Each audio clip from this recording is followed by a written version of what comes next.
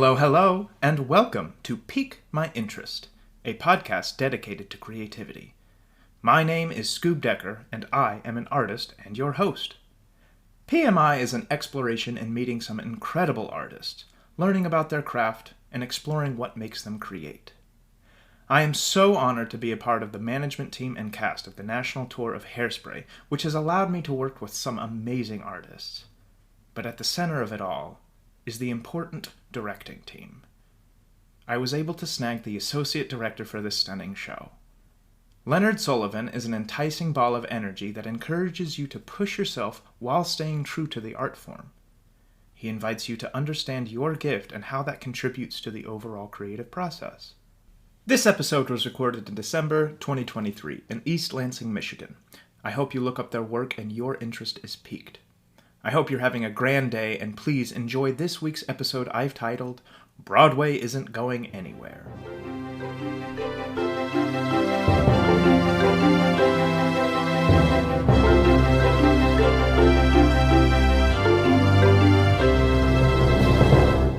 Hello, and welcome to Pique My Interest. I am here in East Lansing, Michigan, sitting with Leonard Sullivan. How are you doing today? I'm doing very well, thank you. Excellent. And can you please introduce yourself to us? What's your craft? What's your specialty within the craft?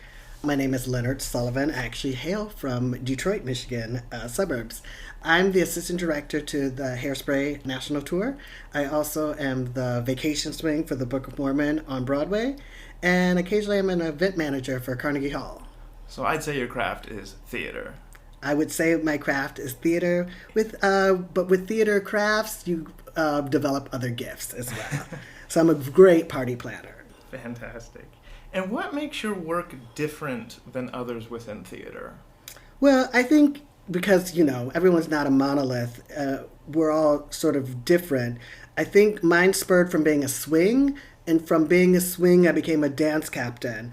And from a dance captain, I became an associate. It's the ability, I'm able to learn multiple parts quickly, and then I'm able to see the bigger picture when it comes to the whole stage, which is when I sort of transitioned into dance captaining and being an associate.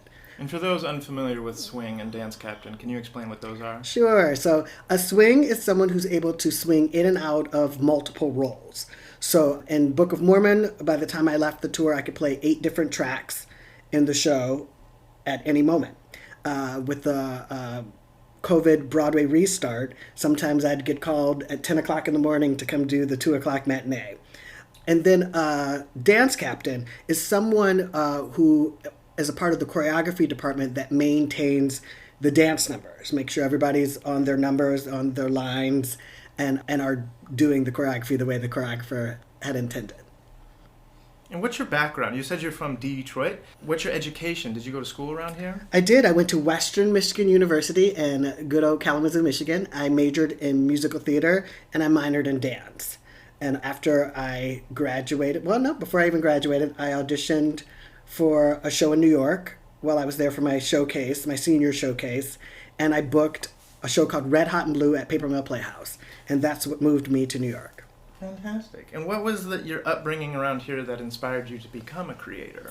Everything I owe to my father. My father majored in recreation in college and ran recreational activities on an Air National Guard base. His philosophy is that he didn't really care what you did, you just had to be doing something. So I played different sports, he put me in dance class, he made me audition for my first community theater musical because he just wanted to see what stuck. And once he found what stuck, he said, that's what you're going to do. So I danced, that stuck. I loved doing theater, and that stuck. So I played soccer, basketball, played instruments. But by the time in high school, we had weeded out a lot of the other things to focus more on those two. And so was there anything about theater specific that really drove you to continue that rather than pursue other different paths? I will tell you, I think I have a whole philosophy on trying to pick a major in college from high school and know what you think you want to do when you grow up. I think I did it because I was good at it. I didn't know a ton. I knew enough. We were definitely like high school theater nerds, but not like they are in college. Like I wasn't, nearly as where some of these people were. There were shows I never even heard of. And so once I got to college and then learned about it, my passion grew much more when I had the knowledge of what it all meant. You know, I'd never taken a Shakespeare class or knew Shakespeare and found out I was actually quite good at it, you know. So yeah, I think going to school really opened the door for me that way. Excellent. One of the hardest topics to talk about in art is success. And usually in my interviews, I talk about how Broadway is never the end-all, be-all. But you are my first guest who's actually been on Broadway. So can you explain to us, what is your description of success? Do you find yourself successful? I do find myself successful because I've worked consistently in the business in New York for over 20 years. I don't equate success with Broadway. I do equate success with doing art and being happy. So, I mean, especially by the time I was 35, I was more in awe of my friends who lived in, say, Connecticut and taught inner city kids, you know, theater and, you know, had community theater projects and taught at a school, because that made them happy and they had a full life without having to perform or not having to audition and chase the job, but they created art, you know. So I think my success comes from when I gave up my Broadway dreams, which is probably around, I don't know, like 30. I just didn't necessarily care. It didn't mean I didn't audition. I just didn't think I'd worked at enough regional theaters that I thought were amazing, and that there's a heart there that's different than the money-making business of Broadway shows. There's community people who rally around their regional theaters, and that energy reminded me of community theater, which is how we all usually get into theater, when it was theater for fun and not for necessarily profit. Mm-hmm. Is there something that happens that you go home at the end of the day and you say, I feel fulfilled now, rather than just getting a paycheck? I mean, I'm a bit of a ham, so before I was like 35-ish, I did mostly high energy dance shows. So it's hard to dance Hairspray full out and not be fulfilled. It was even, I did Disney's High School Musical on tour. It's hard to do Disney's High School Musical. I mean, we laid it on the floor, as in exhausted by the end. So you gave all of yourself to even get through the show. I think Book of Mormon, I just hadn't been in such like a smart show and a clever show. Like just really well written. So you're in a hit. So it's hard to not be happy when you go home. Right. You know, so I think the performance, I definitely get the high from performing, and that definitely made me fulfilled at night for sure.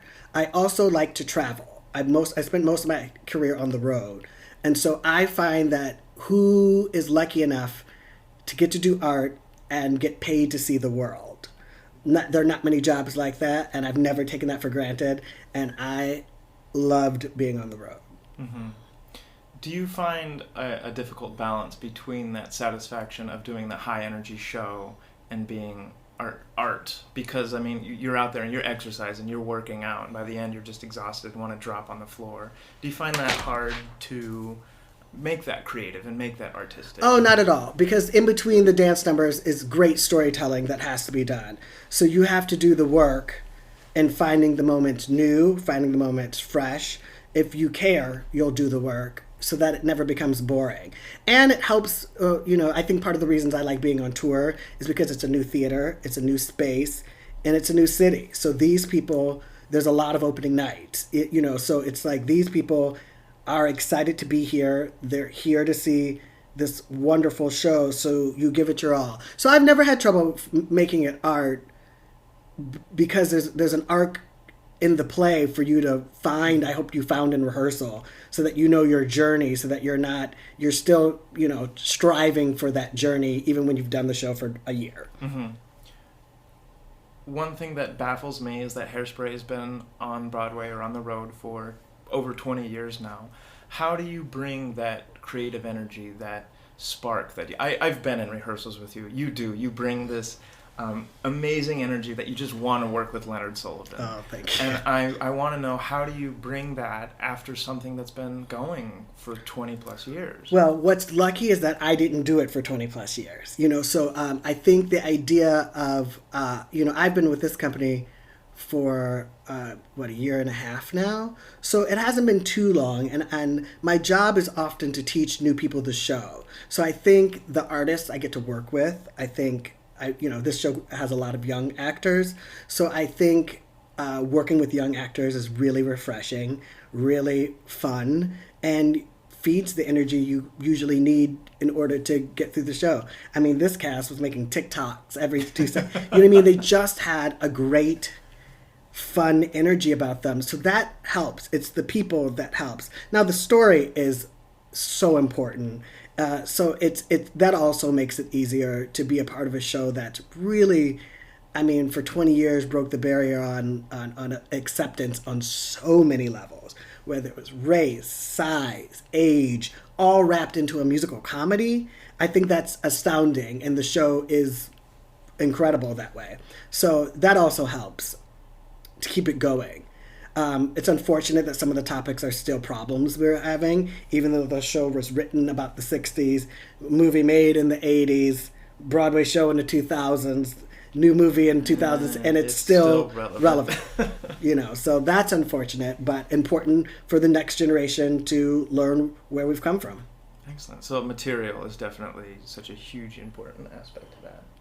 So that just leads into your creative process. Tell me about your creation process. I think it's interesting because I came from a dance background. So my approach to theater isn't as cerebral and I do like to, if I have a great director, I like to get earthy with it. But I'm usually about, I get the part, I do read the script a few times, and then I'm sort of a physical. You get me on my feet, we figure out, you tell me where I'm going, what I'm doing, and then usually I'll justify how to get there, or I'll figure it out at home, or I'll figure it out with my acting partner. But I'm definitely a little bit more up on my feet, which is how I also teach the show, because that's, I think, my best gift is to be up on our feet and moving and adding bits and bobs, but letting it, so that's my process. I do believe in dramaturgy, though. I like table work, not too long. But I do like, I've done a show where we did table work for like a week. I don't personally need that to give you the show, but I don't mind if that's this process. I definitely believe in leaning in to whatever the director's process is and see if that works for you. And if it doesn't exactly work for you, then you step to the side or you go home and figure out your own process. Directing wise, it's usually just, get it on its feet and I believe in seeing what the actor has to offer. Okay. Because that's what I appreciate when I'm also an actor. If you cast well, the show will be well. Yeah. If you get out of the way, and let them fly, and then you sort of cut and trim, and figure out all the rest. Mm-hmm. A very collaborative adventure. Yes. What gets your creative juices flowing? Oh, travel, other cultures. I've been to South America a few times, Costa Rica, seeing how the other world lives. I don't think I became as good of an actor until I saw the world, because I don't think I have that natural. I had friends in high school who could just find the drama. Well, I had a happy childhood, so I don't cry on command. I don't have that. Mm-hmm. You know what I mean? Like, there's a lot of joy in my upbringing and in my house, and I just wasn't able to tap into that when we got to college and saw people just be able to break down in class. I was like, what are you going through? Like, I don't do that. But once you experience the world and see how other people live, and I think empathy is allowed in a way that I don't think I knew how other people lived. And then when you're telling people stories, you're able to pull upon things that you've found before. So I think that travel was a big door opener for me. And then other art forms. I believe in, I've been to probably every museum in every city ever. I believe in, I love a dance concert. I love something that makes no sense to me, and I might not even like it, but I'll sat through it because I want to experience it and see what that does to me, whether I'd like it or not. I think it's important. Yeah, I feel like that empathy and that open-mindedness definitely translates into your creation process on stage, working with other actors, as well as definitely just having different objectives as an actor. Mm-hmm. It definitely, yeah, I easily see that. What inspires you? I mean, we talked about travel and going to... Yeah, but I mean, what inspires me? Other great performers, other great artists, Beyonce inspires the world. Bernadette Peters. Mm-hmm. You know what I mean? Like I do. I mean, that's how you, as a young performer, that's how I fell in love. The divas. I mean, I had every Alger McDonald CD. I mean, true music theater inspiration. Sure. Christiane Knoll. There was just that was the era with Ricky Ian Gordon and Jason Robert Brown were all new, and Andrew Lippa, and those are the people that were pushing the envelope in theater and really inspired me to want to do theater. So it's a different kind of inspiration. Right. But yeah, I definitely was like those artists and that time period in that late 90s, early 2000s. Some Jonathan Larson. Yes. As artists, we always run into a wall with our creations. How do you overcome a creative block? I've never had one. Never had one, and that's an acceptable answer. No, not a creative block, because often, I did a lot of ensemble with understudying. I will say the biggest challenges I've had would be choreography that was really difficult and really hard and possibly beyond, but I'm already in the show, and so what do I do to make this work?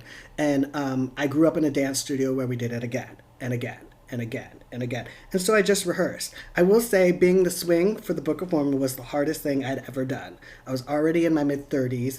I never joined a moving train, and learning all those parts, that could have definitely been a block. But learning all those parts in 5 weeks was a challenge. It just meant your brain needs more time. So it was about 6 months before I was really quite able to lean in and found the different characters and differentiated them. They all just had a generic African accent, and they all sort of were the same when I went on. And so and that's part of the process. Get it up, be good enough. Mm-hmm. That was hard. Being good enough and not great was very hard to learn. You're much more of a embrace it, challenge yourself, push yourself. Well, what's the solution? Despair, quit? So I wanted to be there. It didn't mean I didn't cry at home. It didn't mean I wish I would have listened to the CD 100 times before I got there, because I was still under the schooling of I didn't want to know too much or listen to too much in case they did it differently, in case they never again. Not on a moving train. In the beginning of a process, that's fine, but not when the show has been running for a year and they want you to jump in and I didn't know the pageant at all. I saw the show once. The pageant has no rhythm. It changes every 2 seconds. You have to know it, and it's on the CD. So after that, I was listen to the CD every day. I listened to the CD every day for about a month. And I got it. And then you get it. And then you feel better. Feeling better. Love it. Speaking of feeling better, a lot of artists have separate hobbies. Do you have any hobbies, and do they complement or contradict your craft? I do have hobbies. I've been a swing on most of the shows I've toured with. So you have to fill the time. So what's funny is that you couldn't pay me to read a book when I was a kid, but now I read about 4 to 5 books at a time. They're usually different kinds of genres. And so I read a lot. You have to have several computer games. But most of my entertainment is for a while I like to work for the next vacation. So travel's a huge hobby of mine. When I can, I spend time with my family and friends. But I live in New York City, so New York City is the hobby. There's so much to do there. And making sure if you're going to choose to live there, or even if you have to live there because that's where theater is, you at least take advantage of all the things. So I go to the opera, I go to dance concerts, I go to the movies. And New York can make those things special if you let it, if you do the work to figure out how to go to the cool theater to see it at in a different experience. And food. I should definitely talk about food. I do love a great restaurant. I do love a great meal. I do love looking up what is the spot to get, what is the thing to get. I don't care if it's a stand on the corner. It does not need to be gourmet, but if I'm supposed to have it here, I want it. And I will be asking you for any recommendations around here after this. I don't want to plug other businesses, but I'm an avid believer that Diners, Drive-In, and Dives has excellent resources in affordable places. I usually follow it, and I've gone to many of their places in different cities. Gotta love Guy. Are there any misconceptions about theater within your craft? Definitely yes. I always worry about people coming right out of school. I think there's one too many schools and not enough jobs. I think people are accepting kids and not really explaining the business part of it, which is why most people leave the business. Once you discover that you have to give up every night and weekend, and you live in the most fun city there is in New York. I mean, New York is one of the most fun cities, and you can't really experience it the way you would like to because you're in a show. So I think the idea that what you're giving up to do theater, and to make sure you really understand what that is. And if it's not for you, there's nothing wrong with that. I think there used to be this sort of idea of like, oh, you gave up, and I commend every friend that went to nursing school and said, not for me. I commend every friend who went back to law school or medical school. I have friends who did I have literally friends who were great performers that chose to do all those things because the sacrifice that it puts on your life might not be worth the love you had, So I think the idea that it feels like when you're in high school and college you start to make the transition, but theater's for fun, for love. And then transitioning to theater for business, the idea of chasing the next job, the never-ending interview, which most people get to. I mean, my mom did the same job for 30 years. She wouldn't even know how to do an interview before she retired. But I'm constantly, you're constantly auditioning, constantly looking for the next thing, and that can be exhausting. So just to let people know, it's not that 3-month community theater, it's a hustle. Mm-hmm. Yeah. So I think, I don't know if everyone fully understands how deep that hustle can be, or not comparing yourself to someone who has it much easier than you, who doesn't seem to be hustling, but you just, you got to stay on your lane and keep that hustle going. You got to do your thing. Do you have any advice for newcomers trying to get into theater? Do you think that school is necessary to get into theater? I think it's individual. I think I had the talent to move to New York after high school, and I think I would have been fine. I am so grateful for those 4 years to grow up. I don't think Broadway's going anywhere, so it doesn't matter if you go when you're 18 or 21. It's there. I think what I find when you get older, especially, I had a friend who was on Broadway for 20 years and now she doesn't want to do it anymore. She started at 16. She didn't go to school.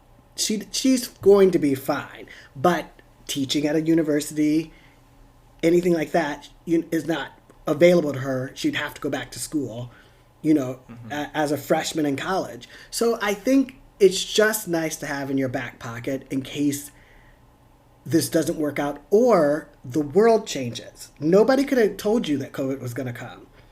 You could still have loved theater, but COVID came and it changes you. Big events like that changes you, changes what might be important to you. And having that degree right out of school, just keep moving along with a 4-year program, sometimes just helps to have in your back pocket when things shift that are out of your control. Maybe a market crashes and you now have a family and doing theater. But that doesn't mean you can't go later. I've got plenty of friends who went later and it was perfect for them. So I think it's individual. Yeah, I love what you said. Broadway isn't going anywhere. It's not going anywhere. I used to get anxious every time I got a tour, and I was so excited because it was a full production contract tour. But I was like, but no, I'm missing on my chance, and I'm not here when things are And then you go back and you're like, oh, well, it was just different shows, but same as I left it. I'm fine. Speaking of COVID and the world changing around it, where do you see theater going now? The future of theater? It's hard to say. I think every time we have a tragic event, I moved to New York 2 weeks after 9/11 because I already had a show that was going to go forward.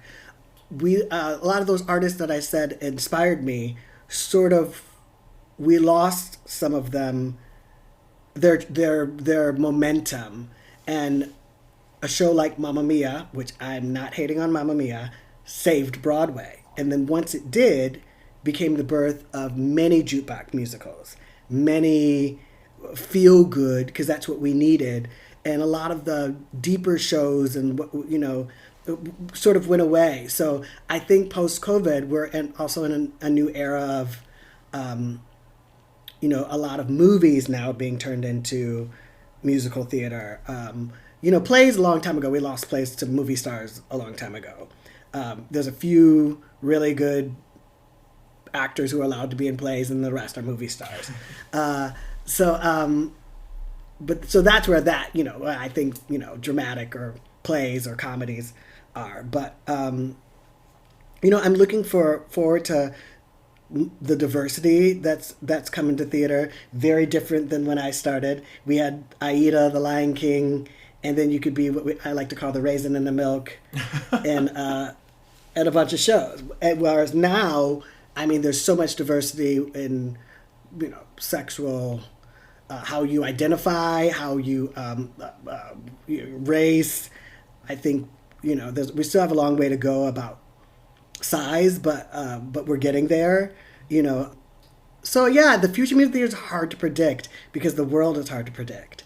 But I saw How to Dance in Ohio, and I don't think I've been inspired that much in many years. It's a show about autism starring young adults with autism. Wow. And it was earth-shakingly good. So as long as theater things break through, little gems like that, I think we're going to be in a great place. Do you think the world of theater should rely on classics to keep us going, to draw us back to the theater? Or do you think the spark of these new ideas coming forward was going to push things forward? Yeah, I think we've already seen that some of these classics are not landing. Part of it is that it was a different time. It's all through the scope of men, particularly white men, of the storytelling. And we've learned more, we do better, we are better. So some of the language and just doesn't translate anymore. But I will say, I don't mind a classic. I think we're trying to reconceptualize them to be minimalistic, and they don't work that way. They're meant to be big. They're meant to be pop and they were designed by opera designers of a set, and it needs to look luxurious to, lean us into this world. So I think when they try to do the bare minimum and just rely on very old text, I don't know if the text is that good to rely on it without a vision of where we are. Mm-hmm. And nowadays, anything new needs to have text, needs to have acting, needs to have direction, needs to have all sorts of things. Well, I yes, and we still have our fair amount of fluff still rolling around there. But I do believe I always tell people I will be honest. I like entertaining shows. There's nothing wrong with a show because someone out there didn't come to the theater to be that deep. They came to have a good time. So I think there is a place for all types of theater. I love shows that are light and fun and maybe not that deep, and maybe some are like, that was trash. But I said, but the audience was on their feet and they had a good time. Mm-hmm. And we got people into the theater. Mm-hmm. So I don't usually hate on shows that aren't necessarily artistically groundbreaking, but they're just fun. Mm-hmm. And what's next for you personally? Next for me personally is always a secret, because there's always things in the mix that, not a secret, but there's always things in the mix that until I sign a contract and we show up for the first day of rehearsal, but more associate work for sure. When this body's back together, I will probably I do associate dance work as well as directing. I'm just not dancing currently. But I do have some new projects that I'm hoping to be a part of. I'm waiting to hear on, another associate gig. So it's I've been very fortunate that way, that the work has come, and I'm very grateful. Any funny or interesting stories just off the top of your head about your craft? Oh my. Interesting or funny stories? Not off the top of my head, without getting someone in trouble. Not off the top of my head. Some of these things I have to take to the grave. But I will tell a funny Hairspray story. Our Motormouth Maybelle, a wonderful actress and performer and singer, was told in Boston not to take the elevator to get to the stage. And she did anyway. And she played Motormouth Maybelle. And so we finished Run and Tell That, which ends with grand applause because it's a high energy number. And the height of the applause, Motormouth Maybelle parts the beads and enters. Well, number's over. They clapped. They stopped clapping. We all looked stage right, and nobody comes. And then we hear on a broken microphone, "I'm coming. Mama's coming. I'm on my way. Boom. Mama's coming. I'm coming." And I see me at the time, "You there, Mama? You coming?" And I mean, we died. And finally, after what felt like 5 minutes, was pretty only like 15 seconds, there she was. There's platters of tunes and food on the table. But I did definitely die that moment on stage as we just sat there because we're out of breath, we're sweating, and we're just waiting and waiting. And then she got, and then we knew she took the elevator because we hear boom in a microphone. So that's a fun Hairspray story. Incredible. Amazing. Well, thank you so much. Where can we see your work? Obviously, the national tour of Hairspray is out, coming to a city near you. Anything else to plug? Nothing to plug at the moment. As I said, we're still circling the airport waiting to land a few planes. But right now, definitely come check out Hairspray. It plays all the way till the end of June, and it's coming to a city near you. Thank you so much for joining me, and thank you to all of my peakers out there. Please let me know if there's anything special or unique artists or art forms out there you think I should explore. I'm currently in East Lansing and on the tour with Hairspray, and like Leonard said, we're coming to a tour near you. Thank you so much for being here and piquing my interest. Remember, creativity comes from the heart. Push yourself, be kind to each other. I'm Scoob Decker, and thank you for helping me pique my interest.